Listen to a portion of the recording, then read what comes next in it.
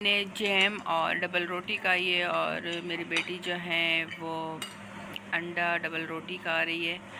اور آج نا میں نے ریسپی سرمن پزان رواچا والا اور ماں ناشتہ تیار نہ کا دوتا ماں وی چخپل کار کرے تو یہ اپنے لیے بنا کر لائی ہے. کہتی ہے یہ پراپر ناشتہ ہے. تو میں ان کے لیے بناتی ہوں، وہ پراپر ناشتہ نہیں ہوتا. آج چھڑائیے نا.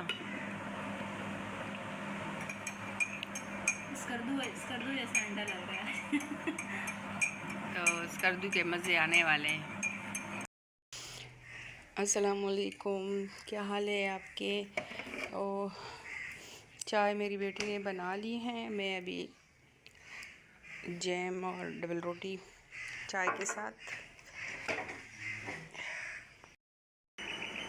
یہاں پہ بیٹھ جاتی ہوں اور ناشتہ کر لیتے ہیں. بہت لیٹ ہو گیا ہے، ابھی 1:20 ہو گئے. میں نے کہا نماز پڑھ لیتی ہوں، لیکن کہتے ہیں کہ کھانا پہلے ہمیں کھانا چاہیے، نماز جو ہے نا تسلی سے پڑھنی چاہیے.